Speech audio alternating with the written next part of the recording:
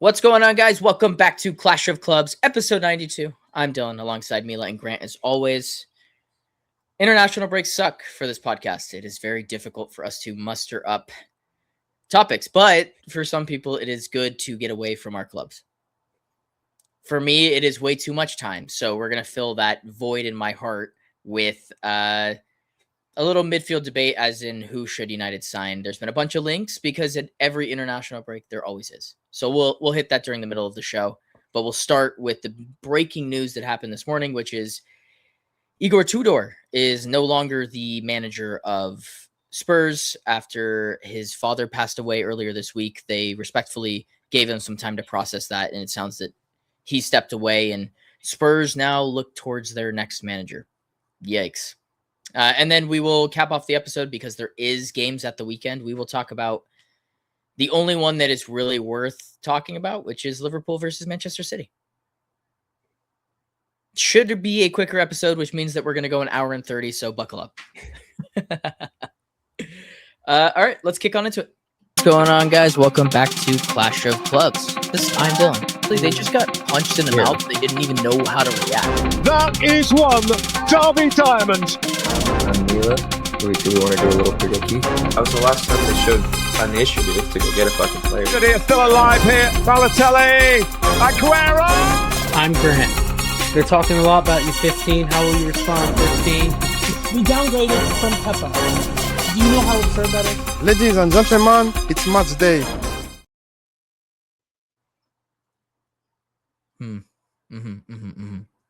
Plug 398 as of today. So by the time that this is posted, uploaded, and recorded, and all that fun jazz, I'm hoping to be at 400. So thank you guys for 400. I'm just going to assume that we got there. But the real goal is 500 before the World Cup. To any of our newfound USMT fans, me and Mila talked about the US getting their ass kicked 5-2 by Belgium this weekend. I did 5 things, so that's all good stuff. And we also have another podcast if you want to get really American and talk soccer in America, which is the LA Galaxy, and that's Clash Cosmos. But yeah, socials, all that stuff, whatever. It's not really important. What's important is talking about the downfall of Tottenham Hotspur. Because as a collective, I don't think there's any of us in this podcast that really have a liking to Spurs other than just pity. Like, I don't really mind Spurs just from a pity factor. Like, they're kind of just there. I don't like them. I feel bad. I feel bad for a friend, Nick, of the podcast, and some people that I hold dear to my heart, because, like, why would you? To the people close to me that have an affection for the club, I apologize, but I have no sympathy for the club. Yeah, what a dumpster fire. We've done a couple of videos on them, but it comes to this point, which is the guy they brought in to somewhat right the ship did not. He picked up 1 point in, 5 matches in the Prem. They got bounced from the Champions League, and now they are in search of another interim.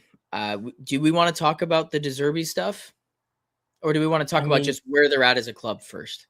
He might come in if they give him. There's tons of guarantees that he doesn't want to. Understandably so. Sean Dyche, unironically, his name being thrown around. He said he wouldn't do it on an interim basis. I saw something. Ben Davies is a potential option as a player until manager. The end of the season. I mean, he's not even playing that much. He's 32, but I think he has his badges. But again, the fact that we're at this point is nuts. I mean, I don't think we thought it could get worse when they got rid of Frank. A lot of people thought that was too late when they got rid of Frank, and you bring in the firefighter, but he'd never been in England before managing games there, and he wasn't able to really throw it together. We saw Pedro Porro at center back. We saw some heinous spots in terms of players and where they started in an 11. I don't know where you go from here. I do not know. I feel like it's been said on every platform, but it's not a good team. They're not relegation level. Even the players available right now, I understand how awful the injury crisis has been there, but when you see the players that are available for selection coming off of the bench, they're capable of winning 2 games, right, and keeping you up. So they're definitely capable, but again, they continue to not show any signs of life. It's really dark over there. Dark is probably the right word. I think it's gotten to a point where it's so sour that they don't know how to get themselves out of it. And they're just lucky that West Ham have dropped points along this path, because realistically they should be in relegation. And I don't even know if there's anything or anyone that can save them. Like, even if De Zerbi comes in, I think that it's so sour right now that there's just not enough positive momentum. Does that even work long term? I mean, we know managers don't get along with Tottenham's board, and De Zerbi does not get along with any hierarchy, at least from what we've seen. Obviously, some of the players that he's backed, there's question marks there, volatility, all that stuff. But even beyond that, I don't even think it makes sense long term. Obviously, he has his ideas and ways of playing. When his teams are up for it, they look very good on the eye. But, I mean, we've seen them get popped too. So I don't even know. And again, at this stage of the season, you almost need a coach that'll give these players a little bit of confidence and get them up for it. And maybe they get a result or two. I don't think De Zerbi's way of approaching players, and I don't think there would be any coddling of any sort. And he might just put players even lower in the dumps. So I don't even know if that's a guarantee or a good play in the short term. I really don't know where to go if I'm them. Yeah, it's just a weird situation, because the only other time that I can think of like a big six side sacking two managers in the same season is that Chelsea team, right? Where it was Potter to Tuchel or Tuchel to Potter? Yeah, Tuchel, Potter, and then Lampard came in. Right, and so even in that case, like, Chelsea had a plan there, right? They sacked Potter and somebody who had like have club experience, understand. Yeah, he lost 6 straight games after coming into the job, but sure. you know what I mean? You guys were also not in a relegation. There was no serious threat. There was no. Yeah, the season was over. Now we had Champions League to play for, actually, but you put someone in place where it like made sense. There's nobody who I can look at and go, well, look, Tudor wasn't a great signing to begin with. Juventus fans were like, he's gonna get you sacked. Might have been right. Like, other than the aura aspect of him, like, he brought nothing to the table. They got worse. Who realistically comes in and is able to just like implement something that works? Is it just Deitch?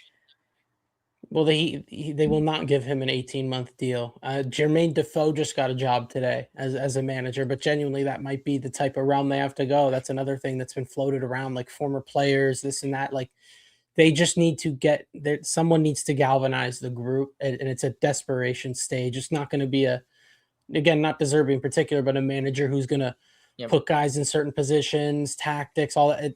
All that's out the window. I think it's too far gone of a situation. It just needs to be, someone has to galvanize them. So I think it's going to be a name that we're familiar with, but in terms of managerial experience, maybe not so much. They missed their window. I don't know who's going to take this job. Yeah.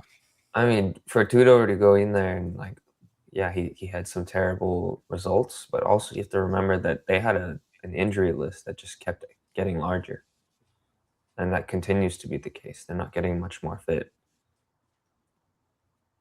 You know, who's going to put themselves in front of a moving train at that point?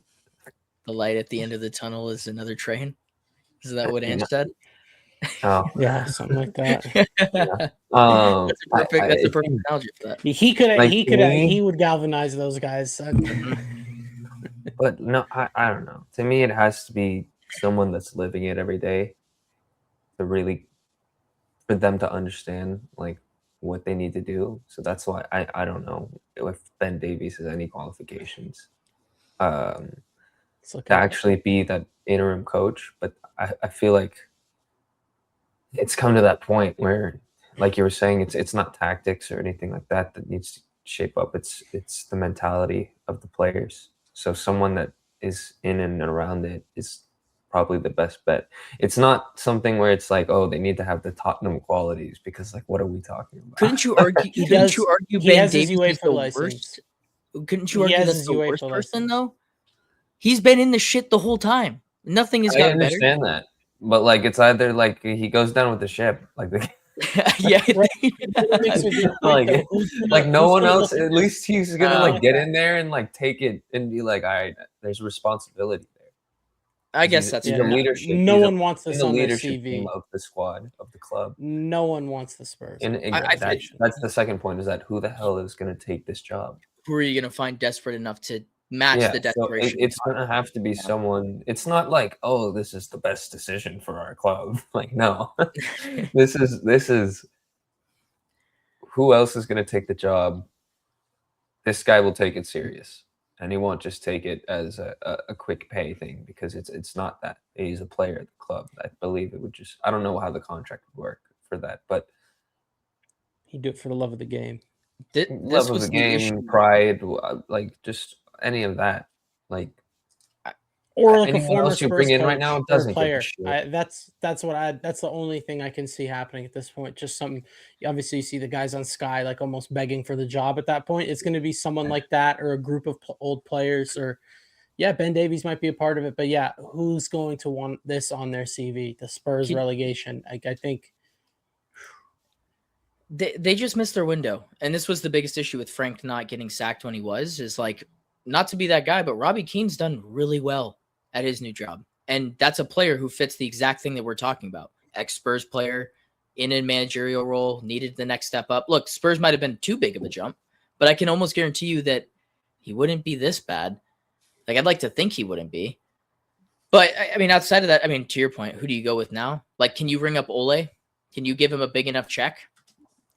But that's Eric, the thing former too. Spurs Is player. like, you know, to give someone a fatty check for like 2 months. Well, that's Allardyce, why remember, they're he did it for and Leeds when that's they got what's on their relegated. mind is the money. It's not Few years necessarily ago. that like they're there to build something. They're there to rack in the check, regardless of the result. Like, it's fine. So that's the two things that you're going to come up against. I think is that someone's going to come in for a check and just whatever the results are the results, or you put someone like a Ben. I don't know, it doesn't necessarily have to be Ben Davies, but someone in that type of position where relegation actually affects them. And I think most managers, you could say like, yeah, relegation would affect them, but it's negatively. Keeping Tottenham out of relegation is not going to get you that many stars. So yeah, I think it's just a shit situation. Do you think that there's anything behind the De Zerbi stuff? Like, do you think that's like a possibility? You think he's interested in taking that? Like, to your point, if there's somebody that you're talking about could get a big bag and could be building towards the future, he's the only one that fits that mold. If that's the project he wants to go with.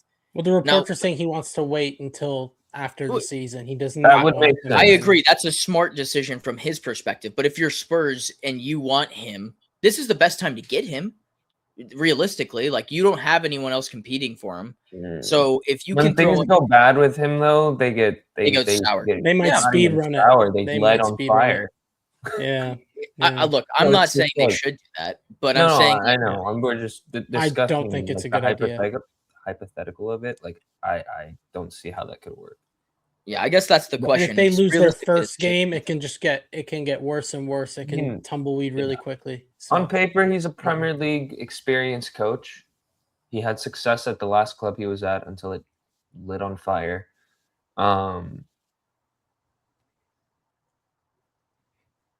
I just don't see it working out. I don't either. I think that, to your guys' point, I think you're putting gasoline on top of an already burning nuke and asking it to like not catch double flames. Like, it's just, yeah, it's a bad decision. I think they're fucked is the summary. Like, they're fucked. Like, if Ben Davies is in there, like, I don't feel any more confident. Like, where is Ryan Mason? He's running a Twitter account, I believe. They could have used Colo Torre, is all I'm saying. Yeah. Okay, so I guess that's another option. Can you poach Oh yeah. an assistant from another team? Not You mid-season. can, but it's just the Not same at the end thing. of the Why would season. you pay? Yeah, why would you pay if it's not a certainty? But no one's going to give up their assistant coach at the final it'd end be of a the huge season, overpay. unless it's one of the teams that doesn't matter, and then I don't really think that. Who knows? You're Ruben looking at Amorim is available. Or Senior will be available soon. We will suffer. Tottenham Hotspurs will suffer. All right, whatever. Gave Moving him a on. trophy. That's crazy. Yeah. I don't have anything else to say on Spurs Yeah. other than they suck, and I wish them relegation. Yeah. down with the Spurs. Down with the Amorim gave those guys a trophy, everybody. Don't forget. Damn straight he did. So did Onana. Trash bag. Whatever. The missing piece for United over the last let's go back 5 years has been a midfielder. So United decided this summer that they are going to spend money on a midfielder. Can you picture that? It's not like Casemiro at 34 is the reason that's happening, but they are in the market. And obviously international breaks fuel the fire of all of the agents trying to get their guys extra contracts, extra moves, whatever it is. So we said a while ago we were going to talk about this for our topic when it came to international breaks. So here we are. The Manchester United are looking for a midfielder. And I think that realistically, they're going to be searching for two. I feel like if they don't, that'd be a mistake. So of the names, we can kind of, I'm thinking we just debate which ones make the most sense, which ones fit the best, and then who we would pick if we were the board at Manchester United. So I think the names that have been listed are, I'll start with like the most unrealistic, which is Anderson, because he sounds like he's city bound. Then you've got the Newcastle players, which is Tonali and Bruno G. You've got Adam Morton's been in the mix for a while. Baleba's been in the mix for a while. And I think that's it. I think those are the five that have been kind of. Oh, and João Gomes. Catherine Taramlin came out today, I think. Oh, Plur. From Juventus? Juventus, yeah. Yeah, he's good. He was linked. Before that move to Juve, he was linked with United. And I thought he was at Nice, another Ineos club. I think I'd be interested to see what happens with Villa, too, because I think if Villa don't get Europe, a guy like Onana might become available with finances. And I think that he was linked with United before that move happened, so there's a chance. But I think let's stick with the 6 players that we just mentioned, not including Onana. I feel like United are getting one of the 2 Newcastle guys. It feels like that's set in stone. That's the bidding war. It doesn't really feel like City are interested in Tonali, but they don't seem to be that's the thing with him. If we have any interest in Guimaraes, again, that's where this could come interesting for a lot of reasons. Sure. Not necessarily like a bidding war, but the reports are that Newcastle's not letting both of them go in this window. So then that makes things, to me, that gives Newcastle a lot of power to ask for more money for either one of them. So someone is going to get policed if we either like smokescreen go for Bruno G and just try to raise the price for Tonali for you guys, or we actually go get him and just prevent Tonali from going. I don't think you guys end up with both Anderson and one of them. No, I don't think we will. But we have wrong to spend about money on what that we do position, in transfer windows before, because they're not qualifying for the Champions League. I think Tonali's harder to keep in that sense. I mean, we remember when he went there at first; it was a pretty shocking move at the time for Newcastle to be getting him. Everyone pretty much thought he'd be at AC Milan for a very long time. So I don't think they're making Champions League. Bruno G's also their captain. So I think that makes it harder in certain aspects for him to kind of sneak out of there, if you will. So, I think Tonali goes. I think, honestly, just a gut feeling, I think you get Tonali and Baleba. I think that physicality that both of those guys have really complement Kobbie Mainoo. That's a player you want to build around long-term, right, from the academy. Keep that Man United DNA. But I think that's, in terms of the player you're looking for, you want it to be complementary. I think Tonali can do a lot in the midfield. Obviously, I keep seeing people almost talking about him as if he's a scrub. I do not get that. I don't get it either. Really at all. We've seen him play as an 8 at Newcastle. We've seen him play as a 6. He's excelled in both roles. And then Baleba just adds so much pace and power through the middle, which you guys have severely lacked. And I think that will do wonders for a lot of players. So those 2 would be a hefty price. How much is Baleba realistically anymore? The He's not. realistically is a 60, different question 70, than what 80, Brighton maybe. are asking for. The fact that they were quoting him at 100 and then he's played as bad as he's played, I just don't know what his price tag is anymore. I don't know. I don't know either, but just judging from the way they way operate Brighton do business, business. like, yeah, that's the thing. I'm not saying that he's worth that. The two of them together for their worth, you could probably get away with it. It might be a little hefty, but it's fine. If you do get Tonali though, then the second guy, I just feel like a Thuram would make more sense. Getting two Keeper. guys in the Premier League is going to be so Difficult. expensive. So you get the starter, Yeah. the one who has the Premier League experience, a guy like Tonali, and then you get the exciting foreign league player in Thuram, and I hope he adjusts. He should adjust, though. I think he has everything it takes Fits. Yeah. to fit into the Premier League. And then you're not spending through the roof for them, because just Brighton in general, they're going to ask for a lot for Baleba, regardless of what you get for Tonali. And if you pay a lot for Tonali, that price for Baleba is going to go up. They're not going to give you a discount. So there's a lot of nuances, I think, that come with going for a Premier League player, if not multiple Premier League players, that we'd have to consider. So that's why I definitely think looking outside for one of those two options, if it has to be two, is probably the way they go. Get an understudy and then get a guy ready to roll every week. Yeah, I'm not far off from that idea. I think that makes the most sense. I'd love for us to just shop in the Prem. Like, for United to get proven commodities that work in the league, that's just worked. So why would you, outside of the money aspect, which it ain't my money, so I don't really care. I feel like Tonali has gone from being like, I feel like he was properly rated for a long time to being somewhat underrated. Like he's been available. The only thing that's really scary for me is he's a gambling addict, right? Like, not allegedly, he was, and he got banned. So that's just fact, which scares me to a certain extent because I don't really know. He's kind of a wild card there, but he's a good player. I think you said he fits with Kobe, and he feels like the one. If it was to get done before the World Cup, it would be him. Just because Newcastle are probably going to need money, and I feel like they want that situation to be done with just as much as, United or whoever's in the ballpark for them. Because the quicker that gets done for them, the quicker they can move on to different assets. And that's what ran them into issues last summer, was they didn't have that. The Isak stuff really fucked them. So I think they want to on business too. Yeah. I'm a little skeptical of teams signing players before the World Cup, especially now that Italy are going to the World Cup. It's not confirmed yet.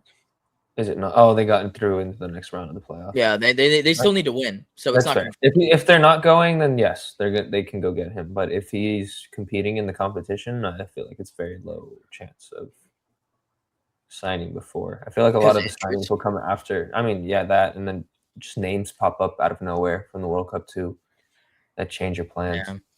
Yeah. I don't know. It's something to think about. Yeah. No, it is. It is. I'd love for United to make a move for Wharton. That's the only guy that I'm not in love with Baleba, if I'm being completely honest with you, just because I haven't seen him do anything of note recently, and that kind of scares me. I'd just like to fit more. No, the fit makes sense. I just like to fit more. Because Wharton, he progresses the ball a lot better further up the pitch, so I think maybe there's a bit of an issue there. Not an issue per se, but maybe a slight sense of redundancy, and then the fitness worries me with him. So if he's your guy, when we're saying you want one understudy and one sort of guy ready to play every week, I don't know if he can necessarily be the guy to go every week. Super talented player though, but fit, I'm a little iffy for you guys. I think United eventually will have to possess more of the ball and be able to break low blocks. I expect Wharton to be able to do that a little better than Baleba. So that's like my only thing with him, is I feel like he can be, along with Bruno, someone that can unlock a little more. The only bargain player that I had that I didn't mention in the beginning is Tyler Adams. Really like the idea of signing Tyler Adams for 30-40 million. I don't know what his price tag is. Also always hurt, but in terms of a guy that can just eat minutes, Tyler Adams has proven at Bournemouth that he can play kind of any structure, any system, and be productive as just kind of a combative, destructive 8. Also, he's American, and I'd have to get a jersey. That's kind of what I was thinking when you were saying that, like, you prefer to stay in the Premier League. Like, you can Mhm. totally do that still. It's just not the names that we listed off in the beginning. Like, you're gonna have to drop the quality a little bit Yeah. if you want to go 2 players in the Prem. And Tyler Adams is I think a perfect example of someone like that. I'm sure there are others. I'm blanking. They were linked to Andre. I don't know how Yeah, serious Andre. they were, but the name was floated around. So that sort of profile. Yeah, I feel like United are going to need multiple windows to figure out the midfield issue because they are not only lacking in terms of just quantity, but they're also lacking in quality. So to match both of those things, you need multiple windows. So if you can get one player of quality and one player of quantity, and then start to build as you can progress through windows, that's probably the best use case. Because United also need what they think is a left winger and a left back and probably a right back. So. And a center back potentially. Like they've floated around essentially somewhere within the ballpark of 200 to another 300 million in this window. That's where I'm wondering if help. they're gonna go get like one of each of those or like try to do that this window, or if they're gonna kind of stock up in one area of the field like they did this summer, and then maybe. Well, they have to spend money in the midfield just because Cass is No, leaving. I definitely think one midfielder to your will point, be like bought, they might need to just lump sum it right in the midfield and then worry about the rest of the stuff later.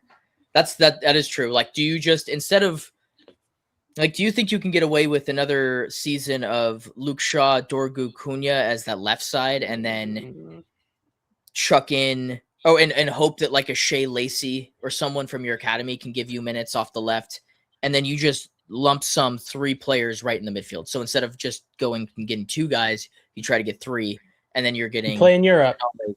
I think that needs to be considered. You play in Europe. Yeah, right. Still. Right, You're and be playing in Europe. Like, this sucks because Mason Mount is just like a ghost of a player because you'd like him to be your back to Bruno, but like you can make an assumption that they need another 10 potentially too if like that's the way they're playing it. Yeah, can't rely on him to stay fit. Shame. You've been made of glass ever since he got there. Yeah.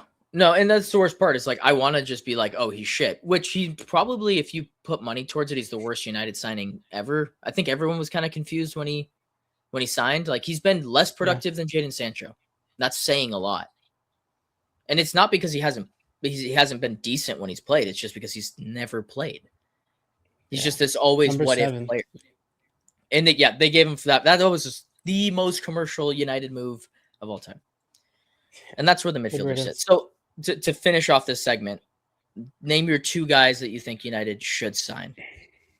And then we'll flip over to our FA Cup. United should sign. I think we're all in agreement on Tonali. But Tonali, and then I'm sticking with Efren Turam as my second option. Grant, who would you spend the money? Go get Baleba. Go get him. Go get him. Go get Tonali. They splurged on the attack last year. Splurged on the midfield this year. Yeah, I'd love for it to be Bruno G. It's just not realistic. If I had to pick between them, we didn't really talk about that, but I'd love for it to be Bruno G. But Tonali and I'm going to go with Baleba because that seems to be the one that's been linked forever. And they seem to have done their due diligence, and they feel that he is the best fit for this current team. I think that should be looked into a little more. But I liked the Joao Gomez shot. I did like that, and he wouldn't be too expensive either. Going down, spend a lot on a guy like Tonali, and then 20, 30 million on a player like him. Yeah, to that lump sum idea, like if you put all 3, I feel like that's the player that you add into that third mix. He's probably 40, 50 million. No, they're going down. So you think he's less? Yeah. Oh, wow. Okay. Well, yeah. Then hell yeah, that should be all. Who knows? Who knows? I don't understand transfer markets anymore. Doesn't make sense to me. But what I do understand is I hate Liverpool. So when we get to the prediction section of Manchester City versus Liverpool's FA Cup game, I'm going to predict them to lose because I hate them. I look, this is just box standard preview for this one. I don't really know how to feel about either team. Liverpool are still fighting in the Champions League. I don't know how much they're going to take this game seriously.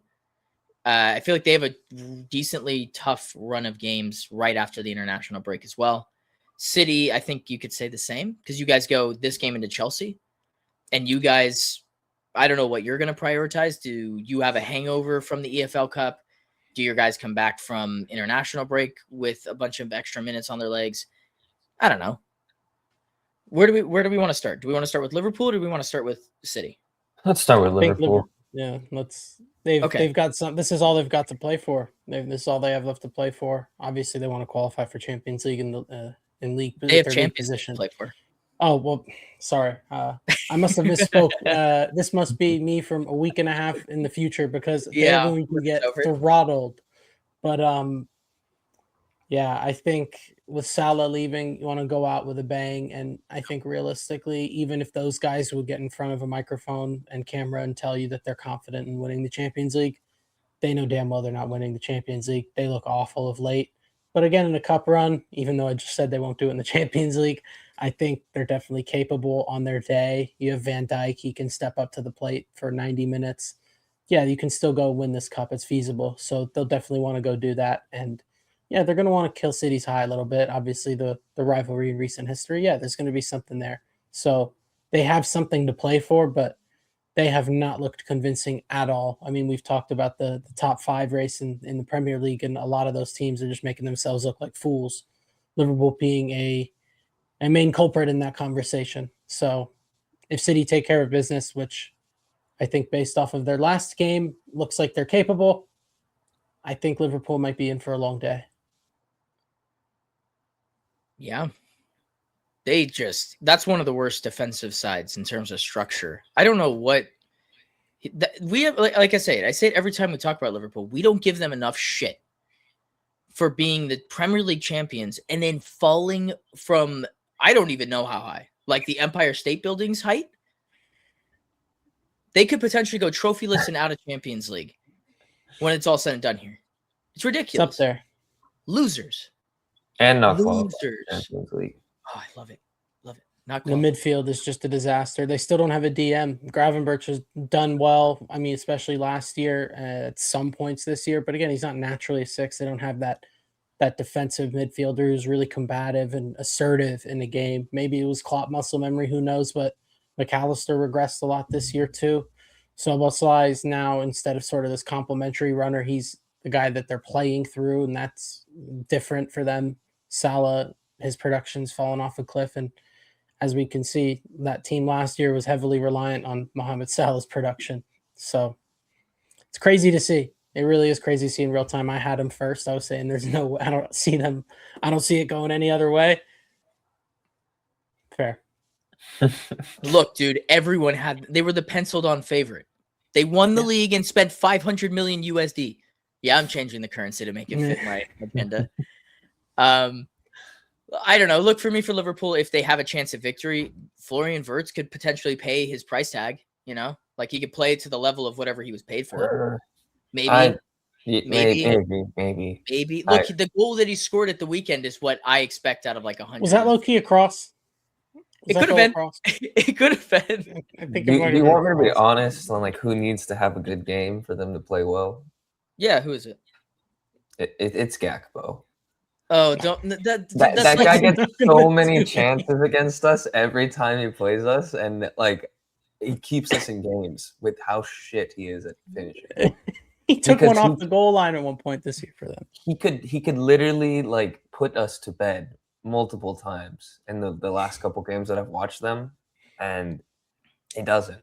So if he can put one in the back of the net, then there's something to talk about. But like you guys just pointed out, for their defense not being the greatest right now, the midfield struggling, and then you look at the reverse side of it where I think we're kind of firing and we have a bit of momentum. I don't expect us to get complacent just because we won a Carabao Cup final. I think this is the mentality, like win this, keep building on this momentum, go take Chelsea, then go take Arsenal, and then show Arsenal that like, yeah, we're going to beat everyone on the way to try to stop you. Yeah, no, it's just a tough turnaround. And it's at home. Yeah. I think they'll probably start Rio. Tough turnaround. They'll probably start Rio. Left wing, FA Cup. They might. They should start Rio. I think Gakpo's been horrific this season. That would be good it's for like, them. you know how people, you know how like when it's described like, oh, everyone knew Robin was cutting in, but he was unstoppable. Like imagine describing that's like, oh, but everyone knew he was cutting in, so it was easy to stop him. Like that's been Gakpo all year. Like you said, Mila, these chances just fall to him on a plate, but it's way too predictable in terms of his actions and his final actions. Ekitike started to cool off a little bit. And yeah, Wirtz is a very expensive link-up player. It's unfortunate. I definitely had, obviously not rooting for Liverpool's success, but I was a fan of Wirtz, and he's been heavily disappointing. He struggles with the physicality. Like it's been really the stark difference for me. Like he goes to Germany, and plays really well. Like he had 4 goal involvements against Switzerland. Like when the space is there for him to operate, when he's able to take a beat on the ball, he can be very talented. He's very good in that sense, but look, he's had multiple knee injuries already, and I think the game just moves too fast for him in the Prem. I think teams know how to just kind of shut him down in that sense and make him a link-up player. We shouldn't be talking about a £150 million player as a link-up player. Yeah.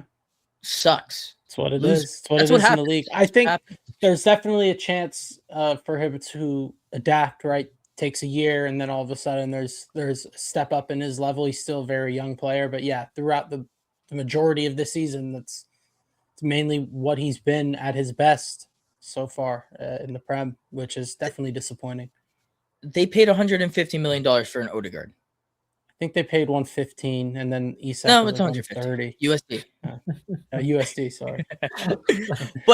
But I that's how I feel about him. Like I think if I'm putting players in a ranking and a tiers kind of thing on how I feel, he's an Odegaard level player. Like Odegaard can be great on his day. I think he can be one of the best players in the league on his day. Been a long time. But like for the majority, like the baseline level, like he's just like this cool guy that you've got in your squad that your manager loves to play. I'm good. For like 150, whatever, 115, 115. whatever the actual price. Like I agree. 250 million, Mila, was the actual number. Yeah. You said he was 300 million? $5 billion. Yeah, right. they suck. So, yeah, how do City lose this game? Is there any way for you guys to lose this? We need to talk about is their manager sucks. Slot is a fraud. Okay, so if you let's roles reverse this. This is your manager. You go from winning the league. The very next season, you are where they're at. Would you be upset if you hadn't sacked your manager at this point?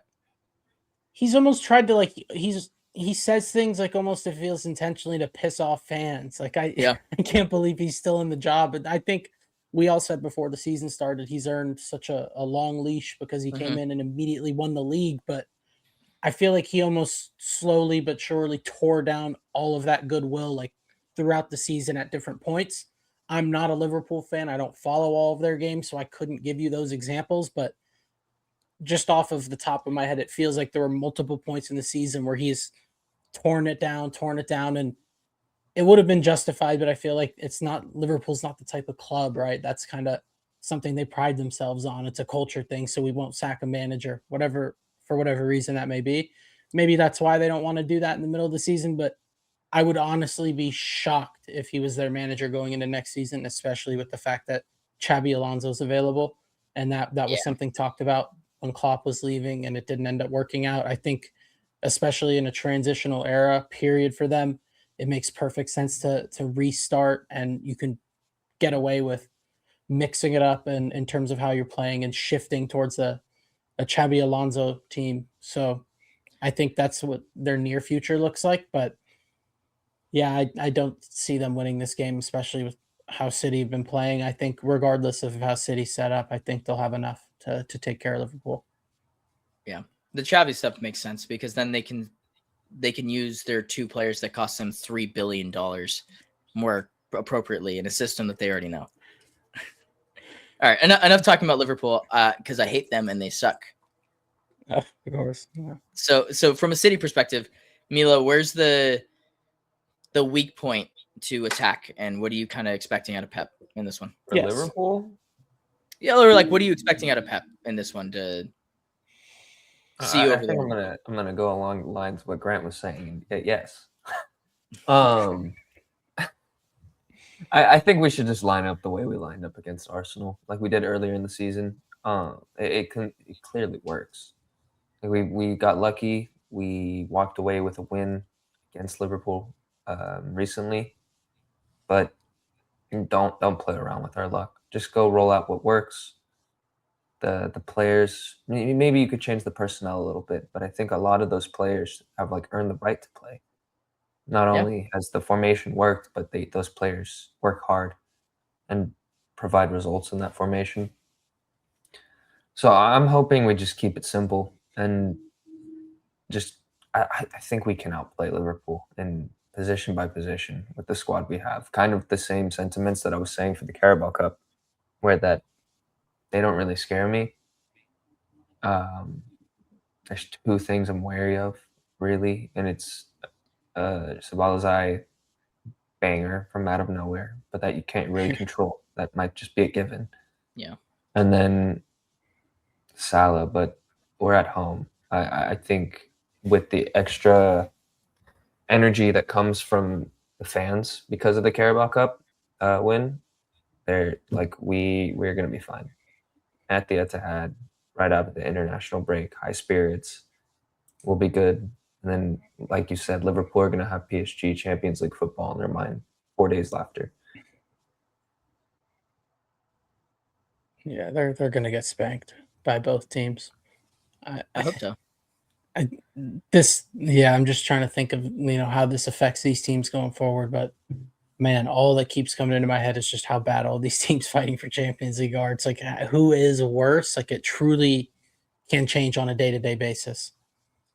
Yeah, there's just nothing that I feel like they have that really poses City any problems. And from a City perspective, like the only question that I have is Trafford gets another start here, right? Yeah, He should, because he's the cup goalie. like just think of Liverpool at right back. Like it's going to be Sobotlai or Frimpong. Yeah, you know what I mean. Like either way, like that's a weakness that can be exploited, right? So whoever's marking Jeremy Doku. As long as he gets out the next game, like knock free. I'm not even saying hurt, but just not. And you free. guys also have a week in between games, so no need to rotate. Coming off of international break, Kusanov to sweep up. No, because they play PSG midweek after that. Man City they have the whole week off. Oh, I thought that the next fixture was the following week. Wow, that's rough. That's really 4 days after. No, they're just not going to take this game seriously. They can't. Right? Like their season is more dependent on Champions League than it is. Yeah. Which that plays into City's hand. I guess with that in mind, like the only other player that I feel like would be beneficial to get him going at some point through this run is Foden. Like, is this a game where you can start Foden and try to see if him just being at like playing a game of this magnitude can get him back to the level? Because we really haven't seen him a ton. It's just hard to like who do you remove? It's never been like can Foden play in this game? I always think he can play in these games. But it's whose minutes are you sacrificing to make that happen? And I think everyone else that we saw in that 11 for the Carabao Cup final has maybe not played the best in that position, but earned their spot through hard work this season and merit. Yeah. Did Semenyo go to international break? I think so. I would assume so. I don't know. I can't remember. He'll be playing. If he's fit, he'll be playing. I feel like that would be, like. Could you go with Cherky and Foden in this one to try to play Germany tomorrow? Okay, so he did go. If you wanted to go Foden in the Bernardo role, maybe, but it's a big game. He's our captain. Like I don't see that. Yeah, no. That's the thing. Like Bernardo is a nail in spot almost. Yeah, banker. It's kind of crazy that's how that feels. I feel like maybe a couple months ago we weren't feeling that way towards Bernardo. At the start. I mean, no, last season, no, that feeling was not there. I thought a lot. I think we talked about it last season too. Like a lot of it was like joy based. Like lost his love almost. That's what it felt like last season. And then now this season, you can see that he enjoys playing footy again. Like there's a joy for the sport again. You see him dancing past 4 Arsenal defenders or dancing past a Liverpool a defender on the wing. Like it's a crazy difference from last year to this year for Bernardo Silva. So I think he's earned every minute that he's gotten this year.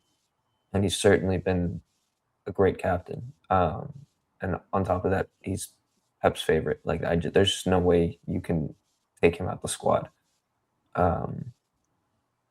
Maybe So where Nico do you G gets put to Foden? start.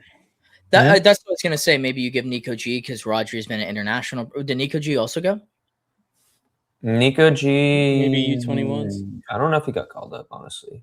Yeah, I don't. That's the thing. It's like City's such a weird squad because I feel like you've penciled in an 11 that just works, and so until that doesn't work, you can't really fix it or change it, or you shouldn't. That's been a lot of the issues we have, but then we're too hesitant to make those changes The when changes, they're right? Yeah.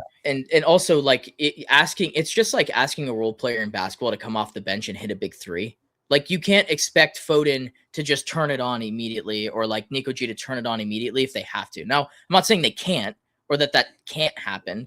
It's just asking them to take a much bigger leap through the run-in. But to be fair, this run-in for you guys is this. It's FA Cup and Premier League, and that's in that, like in the sense you're talking about, yes, it is a little bit crazy to do that. But with a guy like Foden, when you're saying like this is clutch time, like he has the CV to prove that we can rely on him in these types of moments. Nico G, it's a little bit different. He hasn't been here. He doesn't have those moments that Rodri has. So I think Rodri's a little more penciled in at this time because regardless of where he's going to be next season, like he has the biggest moment in our club's history. He has plenty of other just rockets that are embedded into my mind because they're clutch moments. They're big moments in games, and that's just what he does. So to ask Nico G to do that, I think, is a little harder than to ask Foden to just step into a game and produce. Yeah. No, I'm not, like I said, I'm not saying he can't do it. If there's any player in your squad that I expect to be able to kind of just get up to the level, it is Foden. He's proven it over the course of his career. There's a reason why he continues to get England call-ups and managers rate him all over the place. But I don't know. I'm not expecting it, to say the least. I wouldn't expect it. All right, let's predickies and then get out of here. Wow. Wow, look at the time. 4-0. Wow. 4-0. Book a 2-0. That's what that means. Who's your man of the match? Annihilation. Absolute annihilation. Haaland, he's got to do something. Yeah, I like that. I've said that probably 8 times. I've said that plenty of times as well. Don't worry. Right? That might be the most utilized phrase in the podcast is Haaland's got to do something, right? Over the last like 2 months, that's Red probably can't hit again. It's hit 3 times in a row. Brought to you by all of the sports betting books. I'm not gonna name them, but I'm gonna go 3-0. 3-0. Doku. He looks very in form. Yeah, dude. He was so scary against the US. Hey, and to be fair, Tim Weah and Jeremy Frimpong as right backs, that's pretty similar. Winger, yeah. I think I might trust Weah a little more against Jeremy Doku than Frimpong. Well, the only difference is Weah didn't cost $2 billion. Frimpong was like 30. I hate them so much. And with that, you went 3, you went 4. Sorry, you went 3, you went 4. Nope. I'm gonna go. Wait, I had it right the first time? You had the numbers wrong the first time and the fingers right. 3-0, Yes. 4-0, Yes. 5-0. Oh, okay. And with that, Cherokee. Yay! Yeah, it's gonna be like 1-0 Liverpool for sure. Yeah, imagine. It's not gonna be what we're predicting. I hope Thomas enjoys that section. Loser. I've never even spoken to him. Sorry, Thomas. You're just the only Liverpool fan that's ever made an appearance, and you can tell why. Yeah. Scared man. Scared man. That's what it is. But hey, yeah, that's back. The time is crazy. We're gonna end here like at 51 minutes, which is fantastic. It's the first time we've been under an hour in forever. 400 sub special in that. Oh yeah. Yeah, I was gonna say, as we've been recording, we've Now go gone touch up your ass. 1 subscriber, and I'm actually gonna. I think I'm gonna release this on Monday morning instead of Sunday morning, just because international breaks make So things I don't have harder. to edit these right now. Is Nope. what you're telling me. That is what I'm saying. It's Sunday night. already. Sunday night. Sorry. Hell yeah, Dylan's letting me out. We Dylan's are letting me out of the recording- cellar. We are recording local time Sunday night. It will be out on Monday morning. So to the 400 subscribers, thank you guys very much. That's a little predicky. But yeah, I don't got anything else to say other than Liverpool sucks. So you guys got anything? Catch me next Saturday on some misery shit. 5 things I'll learn. Come on. Also, be on that watch of Southampton Arsenal. I have a feeling. Oh, watch this space. Yeah, and I guess I'll plug the rest of our content. If we don't have enough C.O.C. network stuff available for you, we are going to talk about USMNT since the international break. We'll talk about the LA Galaxy at some point. Clash of Countries. That's so good. God, we are so good. C.O.C. network. It's growing every day. And then if you want to join our Clash of Clubs or Clash of Clan server, that'll happen at some point. All right. That's a little lore drop. Bro's just trying to get to an hour. Yeah, I really am. All right, I'll leave it there. We good? Yeah. We're good. All right, that's Grant. That's Mila. I'm Dylan. This has been Clash of Clubs, episode 92, and we'll see you guys in the next one. Words for him. Different grading. Glorious goal. Wreathed in red. We're really seeing the most extraordinary finish here.